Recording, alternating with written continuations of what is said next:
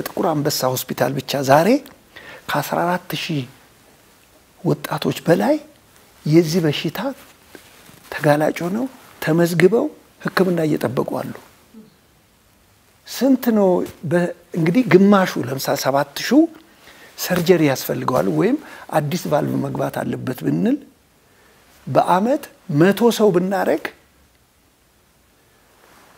እነኚህን ሰዎች አክሞ ይችን ብቻ 7000 ለማከም 70 አመት ይፈጅብናል ማለት ነው ስለዚህ እንደ ዋዛ የሚታይ ነገር አይደለም ልብና ልብነክ በሆኑ ይህ የአዲስ የልብ ህክምና ሆስፒታል ሲቋቋም በክራይ ቤቶች ነው ያለነው አሁንም ስለዚህ ልናረግ የምንችለው ምንድነው የቀዶ ጥገና ማረግ ስለማንችል ነገር ግን ሌሎቹን እነኚህ የደም ቧንቧ ስሮች የሚጠቡ ጠበው ሀርት አታክ ያዘን የሚባለው ነገር የልብ ደም ስሮቹ ወይ ሲጠቡ ወይ ሲዘጉ ነው ልክ ሲዘጋና ሀርት አታክ ሲይዘው በአንድ ሰዓት ውስጥ ወይንም በሁለት ሰዓት ውስጥ እዛ ህክምና ከመጣ ያንን ነገር በዚህ በበሽት ውስጥ ወይንም በዚህ ገብቶ ያንን ነገር አይቶ ማስፋት የጠበበውን የተዘጋውን መክፈት ማለት ህይወት ማዳን ማለት በሁለት ሰዓት ውስጥ ከመጣ የመዳን ቻንሱ ከ95% በላይ ነው 4 ሰዓት ከቆየ ይወረደ ይሄዳል ማለት ነው ከ8 ሰዓት በኋላ የመጣ ያንዴ ልብ በሽተኛን በእንዲህ አይነት አናክመው ለምን ያን የተዘጋው እንትን ኦሬዲ ጉዳቱን አድርሶበታል ስለዚህ እንዳይቀጥል ማድረግ ነው እንዲህ አይነት ህክምና ደግሞ ዛሬ እርግጥ በአንዳንድ ሆስፒታሎች ተጀምሯል በጥቁር አንበሳ ነገር ግን በቀጠሮ ነው እንዲህ አይነት ህክምና የሚሰጠው የኛ ሆስፒታል ግን ማንኛውም ሰው ይህ አደጋ ቢደርስበት 24 ሰዓት ሄዶ መታከም ይችላል ግን የኛ አንድ ሆስፒታል ነች አንድ ክሊኒክ ነች ሰላም ጤና ይስጥልኝ ውድ ተመልካቾቻችን የምትከታተሉ ዲያስፖራ ሚዲያ ኔትወርክ ነው ካሳሁን ይልማ ነኝ ዶክተር ፍቅሩ ማሩ ነፍሶን ባጸደ ገነት ያኑር እኚህ ሐኪም ኢትዮጵያውያንን ሲረዱ ሀገራቸውን ሲወዱ ህዝብን ሲያገለግሉ ቆይተው ከትናንት በስቲያ ህልፈተ ህይወታቸውን ሰምተናል ዶክተር ፍቅሩ ማሩ በአዲስ አበባ አቅራቢያ በፈረንሳይና ጣሊያን ሰፈር መካከል ባለ ጉራራ በተባለ ቦታ ተወልደው በአዲስ አበባ ኮከበ ጽባ ተምረው እንዲሁም በአሰላ ራስ ዳርጌ ሁለተኛ ደረጃ ትምህርታቸውን ተምረዋል ከዛ በኋላ ነው ጀት አብራሪነት ለ6 አመታት ተምረው አገልግለው ከዛ በኋላ የአፄ ኃይለ ሥላሴ መንግስት ሲወድቅና ደርግ ሲመጣ ከሚፈልጉት ለውጥ ጋር የተቃረነ በመሆኑና ሐሳባቸው ከዛ የተለየ በመሆኑ ለግድያ ይፈልጋቸዋል በመባሉ ወደ ሱዳን ድንበር ሸሽተው 6 ወር ከቆዩ በኋላ ከዛ ወደ ሱዳን ሄደው ሱዳን ውስጥ ጋራዥ ውስጥ ሲሰሩ ነበር ከዛ የተዋወቋቸው ጋዜጠኞች ወደ ስዊድን ሀገር ወሰዷቸው በስዊድን ሀገር በተለያየ ሙያ ላይ አገልግለዋል ፖስታ ቤት ሁሉ ሰርተዋል ከዛ በኋላ መምህር ለመሆን ፊዚክስና ማትስ አጥንተዋል ከዛ በኋላ ነው የህክምና ትምህርት ያጠኑት እኚህ ሰው በ1991 በኤችአይቪ በሽታ ምክንያት የስዊድን ሉክን ይዘው ወደ ኢትዮጵያ ከለውጡ በኋላ ኢህአዴግ ከመጣ በኋላ አዲስ አበባ መተው ሀገራቸውን ሲመለከቱ ሀገር ቤት ተመልሰው መስራት እንዳለባቸው በማመን ክሊኒክ አቋቁመዋል በስዊድን ያዩትን ያገለግሉትን የታወቁበትን ሙያ የልብ ህክምና ሀገራቸው ውስጥ ለማድረግ አዲስ የልብ ህክምና ብለው ክሊኒክ ከፍተው ከዛም ባለፈ ለሌላ ደዌዎች ሁሉ ህክምና የሚያገለግል ታዝማ የተባለ እንደዚሁ ከፍተው በማገልገል ላይ ያሉ ነው ለእስር ተዳርገው 5 አመታት ሲሰቃዩ በቅሊንጦ እስር ቤት እንዲሁም በተለያዩ እስር ቤቶች ሲሰቃዩ ያለ ጥፋታቸው ተከሰው በተለያዩ ባለስልጣናት ሲሰቃዩ ከርመው እስር ቤት እያሉ ነው ታሞ ወደ ሆስፒታል የገቡት ቅሊንጦ እስር ቤት ሳምባቸው ፈንድቶ ያንን ህክምና ያደረጉ በነበረበት ከዛ 3 ቀን በኋላ ቅሊንጦ እስር ቤት ሲቃጠል ደግሞ የሽብር ክስ ተከሰዋል በአልጋ ያሉ ነው ፍርድ የተሰጣቸው ሊወጡ ከእስር ቤት በተዘጋጁበት በአመክሮና ፍርዳቸውን ጨርሰው ሊወጡ ባሉበት ጊዜ ነው ይህ ክስ የነበረው። እኚህ ሐኪም ናቸው ዛሬ ኢትዮጵያ ያጣቻቸው። ብዙዎች አዝነዋል፣ ቃላትም አጥተዋል።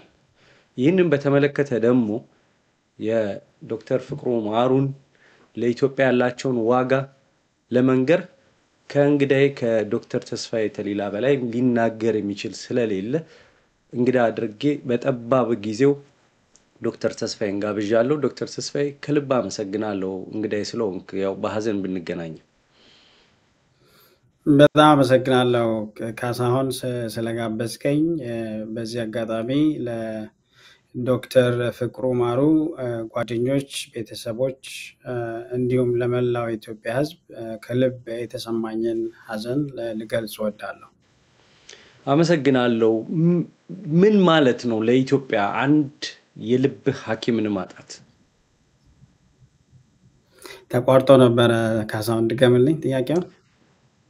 አንድ የልብ ሐኪምን ማጣት ለኢትዮጵያ ምን ማለት ነው? በጣም አመሰግናለሁ። ይሄ እንግዲህ በጣም አስፈላጊ ጥያቄ ነው።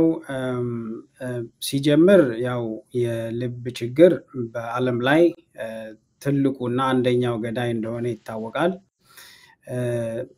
በዛም ብሎ በቅርብ ጊዜ ውስጥ በተለይ በአፍሪካና እንደ ኢትዮጵያ ላሉ ትንንሽና መካከለኛ ገቢ ባላቸው አገሮች ላይ 80% የሚሆነው ሞት ከልብ ጥቃት ጋር የተያያዘ ሞት እየተከሰተ ያለው እንደዚህ አይነት ሀገሮች ላይ መሆኑ ይታወቃል።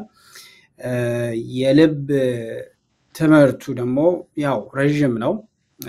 መጀመሪያ ሐኪም መሆን አስፈላጊ ነው። ከዛ የውስጥ ደዌ ሐኪም መሆን ያስፈልጋል። ከዛ ደግሞ የልብ ሐኪም መሆን ያስፈልጋል። ከዛም አልፎ ነው እንግዲህ ሰብ ስፔሻልቲ ይሄ ኢንተርቬንሽናል ካርዲዮሎጂ ወይ ደግሞ ኤሌክትሮፊዚዮሎጂ የሚባለው አሁን ዶክተር ፍቅሩ ማሩ ሲሰሩት የነበረው እና በጣም ረጅም ጊዜ ስለሚፈጅ ብዙ በቂ የልብ ሐኪም የለም በዓለም ላይም ማለት ነው። እዚህም ሀገር ቢሆን አሜሪካም ስዊድንም ብዙ አይደለም። ያንን ችግር ያንን እጥረት ደግሞ ወደ ኢትዮጵያ ስትወስደው አሁን ኢትዮጵያ ባለችበት ሁኔታ ዶክተር ፍቅሩ ማሩ አይነት ሰው ብዙ የለም። ኢትዮጵያ በአጠቃላይ ትልቅ ሀገር ናት። ወደ 120 ሚሊዮን ሕዝብ ያላት ሀገር ሆና ወደ 40-45 ጠቅላላ ካርዲዮሎጂስት ጀነራል ካርዲዮሎጂስት እንዳላት ነው የሚነገረው። ወደ ሰብ ስፔሻልቲ ደግሞ ሰብ ስፔሻልቲ ስታመጣው ወደ 10 አካባቢ ነው ኢንተርቬንሽናል ካርዲዮሎጂ ከ10 በታች ነው የሚባለው እና በጣም እንግዲህ ዲስፕሮፖርሽኔትሊ በጣም ዝቅተኛ የሆነ ቁጥር ነው ያለው። ከዛም ላይ እንደዚህ አይነት በጣም ኢምፓክትፉል የሆኑ ሰው የመጀመሪያውን የፕራይቬት ካርዲያክ ሴንተር አቋቁመው የመጀመሪያውን ካትላብ ወደ ሀገር አስገብተው ይሄንን ፕሮግራም ያስጀመሩ ሰው ናቸው እና ትልቅ ሰው ናቸው። ስለዚህ ይሄን እንደዚህ አይነት ሰው ማጣት ያው ለሀገሩ ለሕዝቡ በጣም ትልቅ ጉዳት ነው። እንግዲህ የልብ ሕክምናውን ተከራይተው ነው ክሊኒኩ የሚሰራው እና አሁን እሱን ህንፃ ገንብተው በማጠናቀቅ ላይ እንዳሉ ነው ያረፉት። ምናልባት እሳቸውም ሲጀምሩ ቀደም ሲል በሳየሁት ቪዲዮ ላይ በተለያዩ ሴንተሮች እንደዚህ የህክምና ልኡካን ቡድን ይዞ ሄዶ ወይ ጥቁር አንበሳ ወይ አንድ ልብ ህክምና ያለበት የመንግስት ሆስፒታል በዛ መጠቀሙ ለህዝብ በቂ አይደለም። ክሊኒክም ተከፍቶ የሚበቃ አይደለም። አንተ ደግሞ አሁን 4ኛ ዙር ነው አይደለ? ሰኔና ሐምሌ ላይ የምትሄደው 3 ሄደሃል ወደ ኢትዮጵያ። 3 ሄደናል። እጥረቱ ምን ያህል እንደሆነ ታውቃለህ? እንደሳቸው ያሉ ሰዎችን ለማፍራት ምን ያህል ጊዜ ነው ደግሞ የሚፈጅን? እሳቸው ተማሪዎቹን ሁሉ ስዊድን ሀገር እየላኩ ሲያስተምሩ ነበር የህክምና ባለሙያዎች። ያው ቀደም ለመጥቀስ እንዳሰብኩት የችግሩ ግዝፈት አስፈሪ ነው በጣም። እሳቸውም ክሊርሊ እንደገለጹት በአንድ ሴንተር ላይ እስከ 15000 ሰው ይጠብቃል ይባላል። መጠበቅ ብቻ ሳይሆን እየጠበቁ የሚሞቱ ሰዎች አሉ።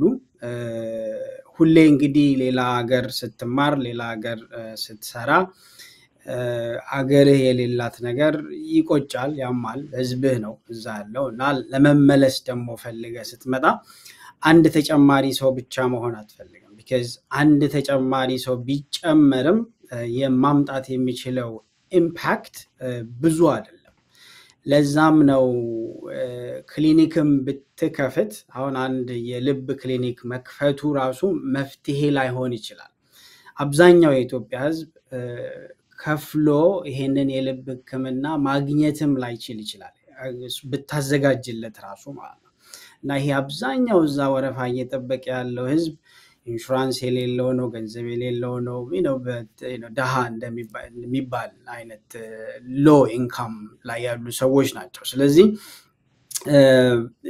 ለዛም ነው እኛ አሁን መጥቶ እዛ እንትን ከማለት ይልቅ ሰዎች ይዘን እየመጣን እያለማመድን ፕሮግራም ዲቨሎፕ ብናደርግ ሰው እያስተማርን ቀስ በቀስ ሲስተም የሚዘረጋበት ሁኔታ የሚከፍለው ከፍሎ ታክሞ ማይከፍለው ደግሞ በነፃ የሚታከምበት አበበ ከፍሎ በቀለ የሚታከምበት ሁኔታ የሚፈጠርበት ካለ ብለን የምንሰራው እንጂ እሳቸው እንዳሉት አንተም እንደጠየቀኝ ሰው እንደዚህ ለማስተማር ብዙ ጊዜ ይፈጃል። ከመጀመሪያው ካሰብከው ወደ 15-16 ዓመት ይፈጃል አንድን ኢንተርቬንሽናል ካርዲዮሎጂስት ለማድረስ። ያ ደግሞ በጣም ረጅም ጊዜ ነው። ያለውን የህሙማን ቁጥር ስታይ it's overwhelming። ስለዚህ ኦልሬዲ የተማሩ ሰዎች አሉ። ለምሳሌ 40 ካርዲዮሎጂስት ካለ ሀገር ውስጥ ከነሱ ውስጥ ኢንተርቬንሽናል ካርዲዮሎጂ የሚማሩበት ሁኔታ የሚጨርሱበት ሁኔታ፣ ኦልሬዲ አነስቴዚዮሎጂስት ካለ ካርዲያክ አነስቴዚያ የሚማርበት ሁኔታ፣ ቶራሲክ ሰርጅኖች ካሉ ደግሞ ካርዲያክ ሰርጅን እንዲሆኑ የሚሆንበት ሁኔታ እየታየ ኦልሬዲ በዛ መስመር ላይ ያሉ ሰዎችን እንዲቀጥሉና ተመልሰው ደግሞ አገሪቷ ውስጥ እንዲሰሩ ማስተማርም ራሱ በቂ አይደለም። አስተምረህ ደግሞ ስትመልስ ሲስተሙን አዘጋጅተህ እዚህ ሲስተም ላይ ነው የምትሰራው። ይሄን ሲስተም እንደዚህ ነው ፈቅ ማድረግ የምንችለው ካልተባለ እንደምታውቀው ብሬን ድሬኑ በጣም ብዙ ነው። ተምረውም የመጡ ሰዎች ወደ ሌላ አፍሪካ ሀገር የሚሄዱበት ሁኔታ ነው እየተፈጠረ ያለው እና ዶክተር ፍቅሩ ማሩ የገለጹት ነገር ዛጋ አብሶሉትሊ በጣም በጣም ትክክል ነው። ተባብረን ፌስ ማድረግ ያለብን ቻሌንጅ ነው ብዬ ነው ማስበው ነው። በጊዜ ግቡ በሚለው መሪ ቃል መጓዛችን የስኬታችን ምንጭ ነው። የዛሬን ብቻ ሳይሆን የወደፊቱን ፍላጎቶን መረዳታችን ልዩነታችን ነው። በከተማችን ተወዳጅ ሰፈር ሳር ቤት ቫቲካን ኤምባሲ ጎን የሚገኘው ሳይታችን ላይ ዘመናዊ አፓርትመንቶችን እና ሱቆችን ሽያጭ ጀምረናል። የከተማው ግዙፍ ጂምናዚየምና የህፃናት መጫወቻ ከሀገርኛ እስከ ኤዥያ ምግቦች በአማራጭነት የሚያገኙበት ፉድ ኮርትም የዚሁ ሳይት አካል ነው። ከባለ አንድ መኝታ ጀምሮ የአፓርትመንት አማራጮች አሉን። ለአጭር ጊዜ በሚቆየው የማስታወቂያ ዋጋ ከ350,000 ብር ቅድመ ክፍያ ጀምሮ በሳር ቤት የሱቅ ባለቤትም መሆን ይችላሉ። ጀምቦሮ ሪል ስቴት በጊዜ ግቡ። በአካልም እንዲሁ እንደው ተዋውቃቸው ማግኝታቸው ታውቃለህ? በጣም በሚያሳዝን ሁኔታ አላገኘዋቸውም በአካል። ግን አሁን ስንሄድ በጁላይ ሚሽን እንዳውም ምንድነው ያው ከመንግስት ሆስፒታሎች ጋር እየሰራን ነው፣ ከነን ፕሮፊት ሆስፒታሎች ጋር እየሰራን ነው። አሁን ደግሞ በዚህ በአራተኛ ሚሽን ስንሄድ እንዴት ነው ደግሞ ከፕራይቬት ሴክተሩ ጋር ራሱ ኮላቦሬት መናረግበት ሁኔታ ይኖራል ብለን አንዱ ላገኛቸው ከወሰንኩ ሰው እሳቸው ነበሩ። ግን እኔ ያው እውነቱን ለመናገር ያመማቸውም እንደነበረ አላወኩም እና ይሄ ዜና ሲሰማ በጣም በጣም እንደደነገጥኩና በጣም ነው የሚያሳዝነው። ያው እንግዲህ ትልቅ ሰው ነው ያጣነው። አሁን ትልቅ ሰው አጣን ትልቅ ቃል ነው። ሌላ ተጨማሪ በርደን አንተ ላይ እንደው ኃላፊነት ጨመረብህ? እንግዲህ ይሄ ትልቅ ቶፒክ ነው ይዘን እየሄድን ያለነው። ቢልዲንግ ብሎክ ነው። እኔ በሁሉም ነገር በህክምናው በጤናው ብቻ ሳይሆን በሁሉም ነገር ታዳጊ ሀገር ላይ ሁሉ ነገር ከፍሬሽ መጀመር የለበትም። ቢልዲንግ ብሎክ ነው። የተጀመረ ነገር ላይ መገንባት ነው። አካሄዱ ትክክል ነው መንፈሱ በጣም ጥሩ ነው እሳቸውም እየሄዱበት ያሉት ያው በስትራቴጂ ደረጃ ትንሽ የተለያየ ሴክተር ላይ ነው ያለነው የፕራይቬት ሴክተር እና እኛ ያለነው ቻሪቲው ሴክተር ላይ ነው ነገር ግን ዞሮ ዞሮ ህዝብ ነው ከፍሎም ቢታከም አንድ ሰው ህዝብ ነው ኢትዮጵያዊ ነው ችሎ ከታከመ በጣም ጥሩ ነው ማይችለውንም ደግሞ ማከም መቻል አለብን እና ፕራይቬት ሴክተሩ የሚሄድበት ሁኔታ እንደውም ሞር ሰስቴይነብል የሚሆንበት ነገርም ሊኖር ይችላል ያው በጤና ላይ ያለን ሰዎች ብዙ ጊዜ ስለ ሄልት ኢኮኖሚክስ አናወራም የጤና ኢኮኖሚክስ አናወራም ግን የጤና ኢኮኖሚክስ ራሱ መስራት መቻል አለበት ይሄ ነገር እንዲቀጥል ማለት ነውና አሁን እኔ ማለት የምፈልገው ምንድነው እሳቸው ያስጀመሩት ነገር አለ እዛ ላይ እየገነባን እያሳደገን ሐሳቡንም እያዳበረን እነዚህ እንግዲህ በጣም ለረጅም ጊዜ ሲጠብቁ የነበሩ ሰዎችን እያከመን ትሬኒንጉን ደግሞ እየሰጠን ሲስተም ዲቨሎፕ እያደረግን የምንሄድበት ሁኔታ ሊኖር ይገባል ለእሳቸውም ትልቅ ሌጋሲ ነው ብዬ አስባለሁ አንድ ቃለ ምልልስ ላይ ያነሳው ሐሳብ አለ ለምሳሌ እናትህን አንስተ ሁሉን አይነት በሽታ ታቃለች እናቴ ግን የልብ ህመምን ማንንም ሰው አይረዳውም የሚል ነገር አንስተ ነበር ስፖርተኛም አሁን በጣም ኳስ ስለምከታተል ኳስ ተጫዋቾች በጣም ፊት ናቸው ግን ብዙ ተጫዋቾች ሜዳ ላይ ኮላፕስ አድርገው አይተናል የሀርት አታክ ማስታወቂያዎች አሜሪካ ውስጥ ይታያሉ በማንኛውም ሰዓት ማንኛውም ሰው ላይ ሊከሰት የሚችል ነገር ነው እንዴት ነው የልብ ህመምን ምታስረዳን ከዶክተር ፍቅሩ ማሩ ጋር አያይዘ በጣም አስፈላጊ ጥያቄ ነው የልብ ህመምን ከባድ የሚያደርገው አንዱ በአንድ ምክንያት ብቻ የሚመጣ ችግር አይደለም ሌላው በጣም ከባድ የሚያደርገው ሰብ ክሊኒካል ኮርስ አለው ሚኒንግ ስሜት ሳያሳይ እስከመጨረሻው ጊዜ ስሜት ሳይኖር ምንም የመታመምም የመድከምም ሳይኖር ባንዴ ዘግቶ ህይወትን አደጋ ላይ መጣል የሚችል ችግር ነውና ችግሩን መቅረፍ ከቻለን ብዬ ማስበው ነው ኮሚኒቲ ኤጁኬሽን ምለ ነው ኢትዮጵያ ውስጥ ያለ ህዝብ አብዛኛው ኢትዮጵያዊ እንደኔ እናት ነው ስለኔ እየቀለድኩ አይደለም አብዛኛው ኢትዮጵያዊ የተወሰነ የትምህርት ደረጃ ነው ያለው የኔ እናት ከ6ኛ ክፍል ነው ያቋረጠችው እንዳልኩት እዛ ኢንተርቪው ላይ ግን በኮሚኒቲው ላይ በተሰራው ጠንካራ ስራ ምክንያት የተወሰኑ በሽታዎችን ብታይ ምልክቶቹን ያቃሉ ልብ ግን ሲባል ምንም የሰራ ነው ነገር የለም ምንም በጀትም የለም ኤፈርቱም የለም ለምንድነው ምትል መንግስት ይሄንን ቸል ማድረግ ፈልጎ ሳይሆን ባለፉት 25 30 40 አመታት ብታይ አብዛኛው ገዳይ የነበረው ኢንፌክሽስ ዲዚዝ ነው ተላላፊ ህመም HIV ቲቪ ማሌሪያ ብትል እነሱ ነበሩ አሁን ግን ኤፒዲሚዮሎጂክ ትራንዚሽን የሚባል ፌኖሜነን ሃፕን አርጎ አብዛኛው ሰው እየሞተ ያለው በናን ኢንፌክሽስ ዲዚዝ ነው አሁን ኤፒዲሚዮሎጂክ ትራንዚሽኑ ሃፕን አርጎ ግን እኛ ያለነው እዛው ነው አሁን ሆስፒታሎች ሲሰሩ የሚሰሩት ለኢንፌክሽን እየተዘጋጁ ነው እንጂ አሁን በዚህ ሰዓት ገዳይ ለሆነው ህመም እየተዘጋጁ አይደለም በዛው ረገድ ያስተማርን አይደለም ህዝቡን ምንድነው ሃርት አታክ ምንድነው ስትሮክ እንዴት ነው የሚመጣው እንዴት ነው መከላከል የምንችለው እየተከላከልነውም ደግሞ ቢከሰት ምንድነው ማድረግ ያለብን የሚለው ነገር ላይ ምንም በደንብ መስራት ያለብን ነገር ነው ብዙ እየሰራን አይደለም ለዛም ነው ችግር ሊያመጣ የሚችለው እና እንዳልከው አንተም ጤነኛ ነኝ የሚባል ነገር አለ አዎ እንቅስቃሴ ማድረግ በጣም አስፈላጊ ነው አዎ ኮሌስትሮልና ስኳር በሽታን መቆጣጠር በጣም አስፈላጊ ነው እነሱንም ደግሞ ተቆጣጥረን ጠንካራ ስፖርተኛ ሆነንም የልብ የደም ቧንቧ መዘጋት ሊከሰት ይችላል እንደዚህ አይነት ነገሮች እየተከሰቱ እንደሆነ ያው አንተም የምታውቀው ነገር ነው ለምንድነው በተለ ይሄ ፖሊጄኒክ ነው የልብ ህመም መልታይ ፋክተር ብዙ ፋክተሮች ብዙ ነገሮች ይጫወታሉ አንዱ ጄኔቲክስ ነው እና በተለይ አፍሪካ ላይ ብዙ ያልተጠኑ ነገሮች አሉ ስለዚህ እሱን ስለምናቅ ያው ህዝቡን ማስተማር በጣም አስፈላጊ ነው በጣም ብዙ ሰዎች ስፖርተኛ ነን ብለው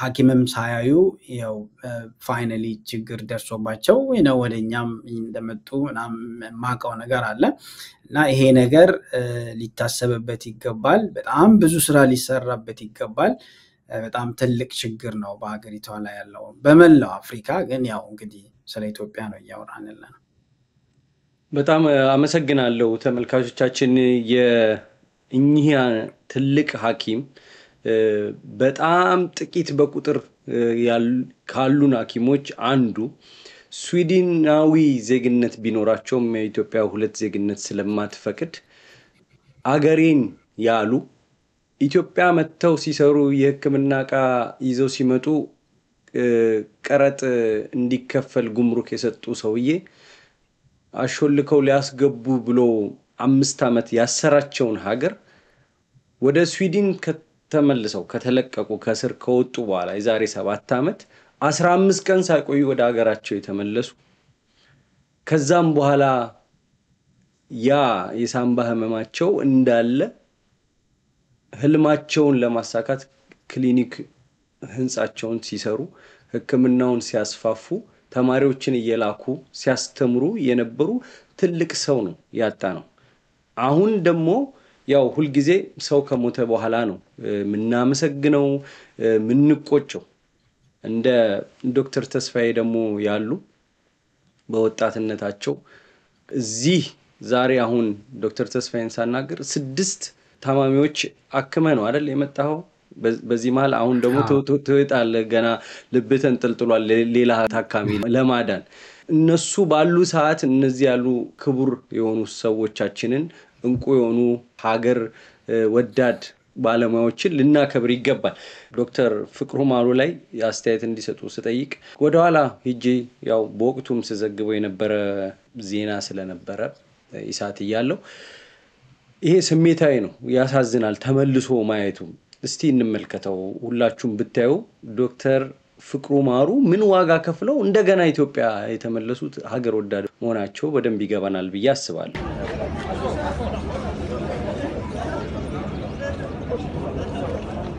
No.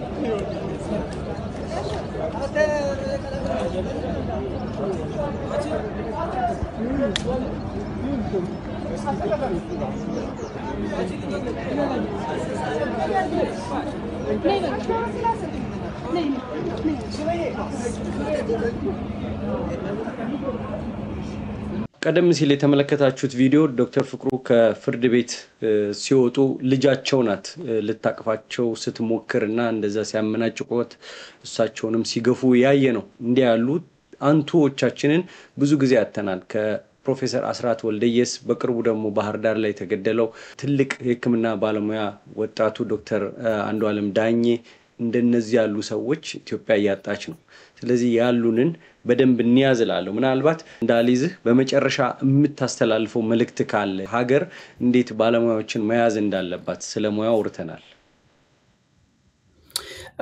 አዎ እንግዲህ እንዳልኩ እኔ unfortunately ብዙ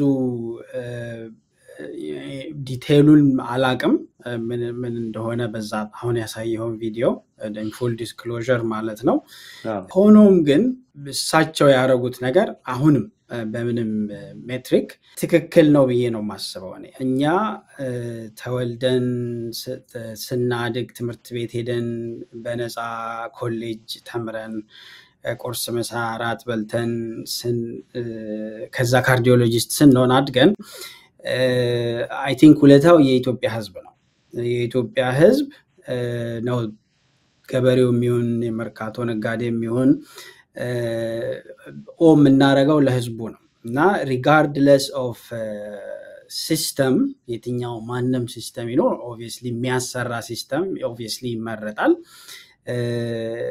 ለህዝቡ የምንችለውን ነገር ያው እዚህ ሀገር ነው የምትኖረው አንተ ታያዋለህ ጥሩ ነገር ባየህ ቁጥር ጥሩ ምንም ይሁን ሬስቶራንትም ይሁን ሆስፒታልም ይሁን ጥሩ ሲስተምም ይሁን ጥሩ whatever it is ለሀገር ትመኝላታለህ እና ዶክተር ፍቅሩ ማሩ ያረጉት እሱን ነው ካትላባ ነው የሚሰሩት ልብ ሐኪም ናቸው እሱን ለሀገሬ ለወገኔ ለህዝቤ ብለው ይዘው ለመሄድ ነው በዛን ጊዜ እንግዲህ ያኔ ገና እኔ በ1999 አካባቢ እና እንደዛ ማድረግ መቻል በጣም ትልቅ ነገር ነው በዛ ሳይድ ደግሞ ያለንን የራሳችንን ሰው እኔ ሀገሬ ህዝቤ ብሎ ሲመጣ ያው የምንችለውን ሁሉም ሰው ጥሩ ነገር ስለሰራ ያው ከህግ ውጪ ይሁን ይያልኩ አይደለም ባለው ህግ ግን ስሙዝሊ እቃ ሲያስገባ ለጤና ትብብር ቢኖር ሆስፒታል እንትን ማድረግ ቢፈልግ ትብብር ቢኖር ሰው ትሬን ማድረግ ሲፈልግ ትብብር ቢኖር ለህዝብ ስለሆነ ይሄ እንትን ሞር ኢንካሬጂንግ ይሆናል ኢትዮጵያዊ ያልሆኑ ሰዎችም መተው አገሪቷ ላይ አትራክሽን ኢንቨስትመንት አመቺ ማድረግ ማለት ነው ኢንቨስትም ለማድረግ አልቲሜትሊ ኢኮኖሚክ ሴንስ መስጠት አለበት ጤናም ለዛ ነው ማን ነው የሚከፍለው እንዴት ነው ይሄ ሆስፒታል ትርፍ የሚያመጣው ትርፍ ያው ሰው ማዳንም ሊሆን ይችላል ትርፍ ነው እሱ ራሱና ይሄንን ነገር መንግስት ሲሪየስሊ አይቶ በጣም ብዙ ሚሽኖች አሉ ወደ ሀገራችን የሚመጡ አሁን ራሱ ማለት ነውና በጣም ብዙዎቹን ሳዋራቸው እንዴት ልርዳችሁ እንዴት እየሄደላችሁ ነው ስንል ሁሌ ከስተምስ ላይ ያለው ችግር በጣም ይወራል እቃ ከገባ በኋላ እቃው ከስተምስ ተይዞ ፕሮሲጀሩን ሊሰሩ የመጡ ሰዎች ደግሞ ሆስፒታል ቁጭ የሚሉበት ሁኔታ እቃው እስኪለቀቅ እስኪጠብቁ ማለት ነውና እንደዚህ አይነት ነገሮች ያው ሁሉም ስህተት ነው ይያልኩ አይደለም ግን እንዳይሆኑ ማረግ ቀድሞ የሚሆነው ነገር እኛም እንደ ሚሽነሪ እሱን በደንብ መስራት መንግስትም ደግሞ ነገሮች ለምን እንደሚሰሩ አይቶ ስሙዝ እንዲሆኑ ሲስተም እንዲሆኑ ሰው እንዳይሰለቸው ማረጉ በጣም አስፈላጊ ነው በያስባለሁ ሪጋርድለስ ግን ምንም ውጣ ወረድ ቢኖርም ግን በዚህ ሳይድ ላሉ ሐኪሞች ደግሞ ለነት ማስታወቅ የምፈልገው ነገር ህዝባችሁ ነው ሪሊ ምንም ያንን ህዝብ ሄዶ ማየት ማከም መርዳት ማስተማር ባቅማችን በመንችለው በጣም አስፈላጊ ነገር ነው ሌላ ነገር የለውም ህዝቡ በተለይ እንደዚህ በጣም እጥረት ባለበት ስፔሻልቲ ሁላችንም እየሄድን በጣም ብዙ ሐኪሞች አሉ በነገራችን ላይ እንደምታውቀው በዚህ በአሜሪካም በዩሮፕም በጣም ብዙ ኢትዮጵያውያን አሉ ተባብረን እየተቀያየርን እንኳን በእኔ ብዙ ነገር ማድረግ እንችላለን regardless of what you stand about circumstances ብዬ ነው ማስበው በጣም ነው ማመሰግነው ተመልካቾቻችን የህክምና ባለሙያዎች እናቃለን በተለይ ባለፉት 15 አመታት ወደ ውጭ ሀገር አብዛኞቹ ከነርስ እስከ ዶክተር በቦትስዋና ናሚቢያ ጀምሮ ወደ ተለያዩ ሀገራት ለተሻለ ክፍያ እየሄዱ ነው አሁንም በተለይ ሐኪም የሚል የማህበራዊ ገጽ አለ እዛ ላይ ሄዳችሁ የሐኪሞችን ብሶት ማየት ትችላላችሁ ሐኪሞች አንድ ወር እንኳን የሚያደርስ ገቢ የሌላቸው ያሳይከፈላቸው አገራቸው ያስተማረቻቸውን ለማገልገል እዛ ያሉ ብዙ ክብርና እንክብካቤ የሚፈልጉ ከመንግስትም ቢሆን ትብብርና ትኩረት የሚሻ ሙያ ነው በሽተኞች ኦፕራሲዮን ለመሆን ተመልምለው እየጠበቁን ነው ከስዊድን ሐኪሞች ይመጣሉ ቁሳቁሱ አብዛኛው ተልኮ ነገር ግን ይሄ ልብ ተቀዶ በሚሰራበት ጊዜ ልቡ መሞት አለበት ማለት እንደዚህ እንደ ጨርቅ ህይወት የለውም ነገር ግን የሱን ስራና የሳምባውን ስራ የሚሰራ ሃርት ላንግ ማሽን የሚባል አለ ከሱ ጋር ይያያዝና መያያዦችና ይሄ ተሰርቶ እስከሚያልቅ ጊዜ ድረስ የልብንና የሳምባን ስራ የሚሰራ ማሽን አለ ከዛ ማሽን ጋር የሚያያይዘው ደግሞ ካቴቶች ቲዩቦች ምናምኖች አሉ ያ ራሱ የታሸገ ትልቅ ነገር ነው በዛን ጊዜ የነበረን ለ5 ሰዎች ነው ለ3 ሰዎች አልነበሩንም ስለዚህ በአውሮፕላን ቢላክ ስለማይደርስ እኔው ይዤው መሄድ አለብኝ በሚል በአራት ሻንጣ ያንን ነገር ይዤ መጣሁ አውሮፕላን እዚህ ጉምሩክ ስንደርስ ይህ ግማሹ በልመና ግማሹ በግዢ የመጣ ባስቸኳይ የሚያስፈልግ ዕቃ ነው እና ይዤ ልግባ ብዬ መቼም ይሄን ሁሉም ነገር የምስክሮቹም ሁሉ ነገር ስላለ ብዙ ሰው ማየት ይችላል እና ሄጃ መልክቼ ቀይ ዲክሌር ማድረግ አለበት በሚባለው ውስጥ እዛ ነግሬያቸው አይ ይሄ ደረሰኝ አለ ሆይ አሉኝ። ደረሰኝ የለም ባስቸኳይ የተገዛ ግማሹን ተለምኖ የመጣ ነው።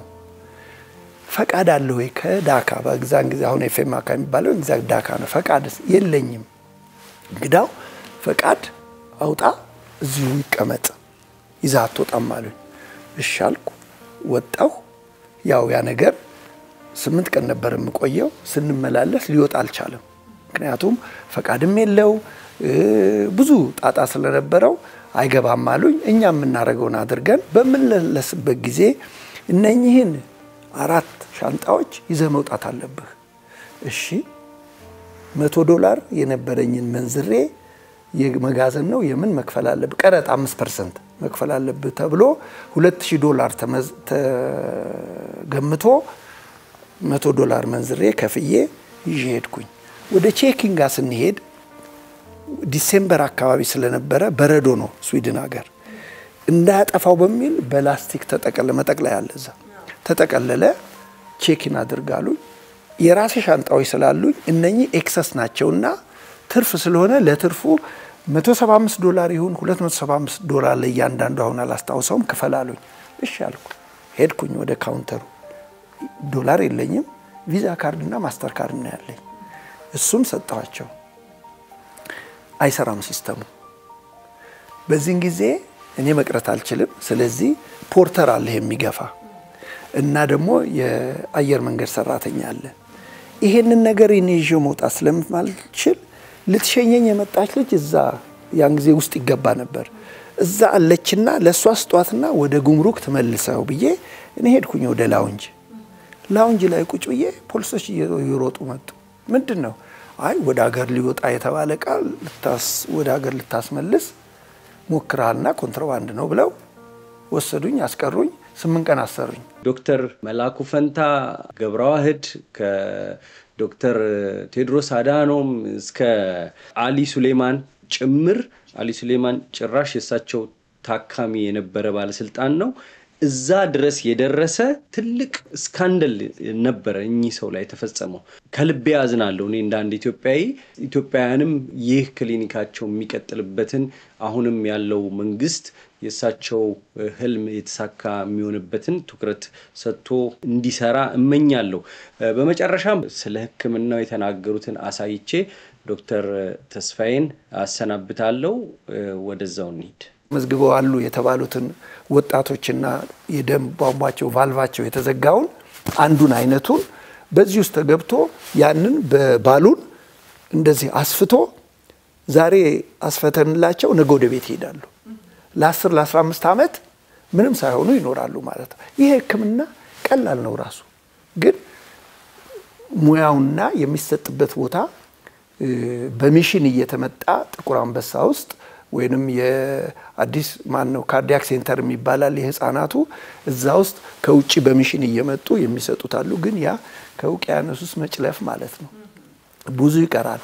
ሌላው ይሄ ታዝማ የውስጥ ደዌና የሰርጂካል ማዕከል የሚባለው ያን የከፈትንበት ዋናው ምክንያት አሁን ያለንበት የኪራይ ቦታ አዲስ የልብ ህክምና ሆስፒታል ቀዶ ጥገና ማድረግ አይችልም። ለምን? ቦታ የለውም።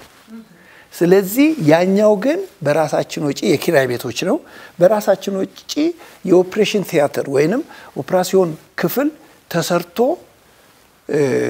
ያንን ኦፕራሲዮን ማድረግ ጀምረን በፊትም ኮሪያ ሆስፒታል ቦታ እየተከራየን እናረግ ነበር ከስዊድን ሚሽን እያመጣን ማለት የተወሰኑ። ከዛ በኋላ ግን እስከ መቼ ድረስ ይሄን እንቀጥላለን?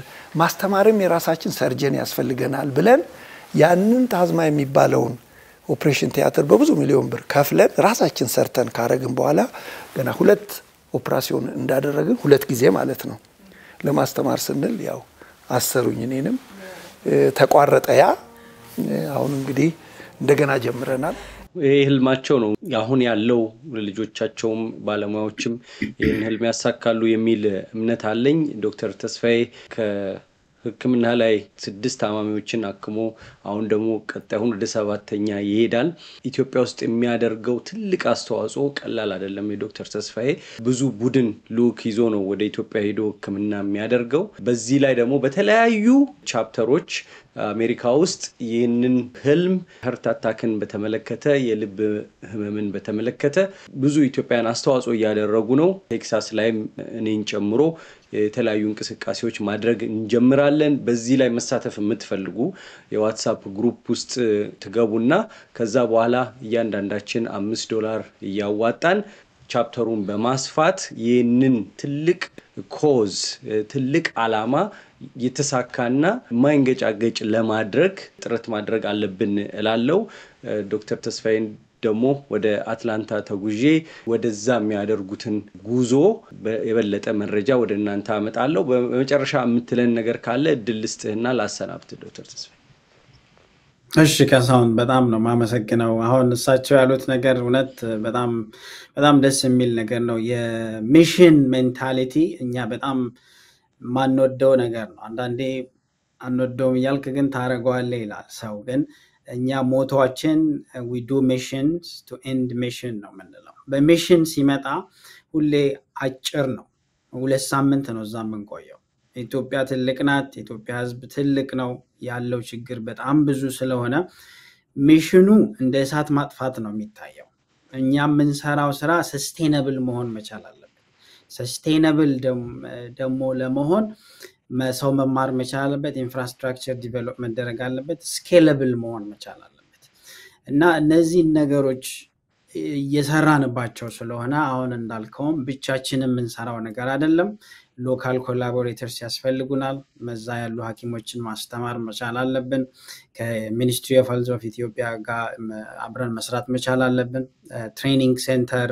ከህንድ ካለ ትሬኒንግ ሴንተር ጋር ምንሰራው ስራ አለ እዚህ ኢትዮጵያ አሜሪካ ካለ ዳያስፖራ ኢትዮጵያን ዳያስፖራ አብረን ምንሰራው ስራ አለ እና ከዛ ውስጥ አንዱ የገለጽከው ይሄ 5 for life የሚባል ካምፔይን ነው 5 for life ምንድነው ማንኛውም ኢትዮጵያዊ ዳያስፖራ $5 በወር ኮንትሪቢዩት ቢያደርግ ይሄን ትሬኒንግ ፕሮግራሙን ለማስኬድ ይችላል ሚሽኑን ሰፖርት ማድረግ ይችላል እና ይሄ ሰፖርቱ መኖሩ ራሱ እዚህ ላሉ ቢገር ዶነርስ ራሱ እንደ ስንቅ ሆኖ ያገለግላል ብለን እናስባለን አሁን እንግዲህ በተለያየ መንገድ አፕሮች ተደርጓል ይሄ ችግር ነገር ግን ስር ነቀል የሆነ ነገር የሚካሄደው ህዝቡ ምን እንደሆነ ችግሩ ሲያቅ መንግስት የችግሩን ማግኒቲዩድ አይቶ በደንብ ሰፖርት ሲያረግ ሰው ተምሮ ኢንፍራስትራክቸር ዲቨሎፕ ተደርጎ ሰስቴነብል የሆነ ሲስተም ዲቨሎፕ ተደርጎ ስኬል አፕ ከተደረገ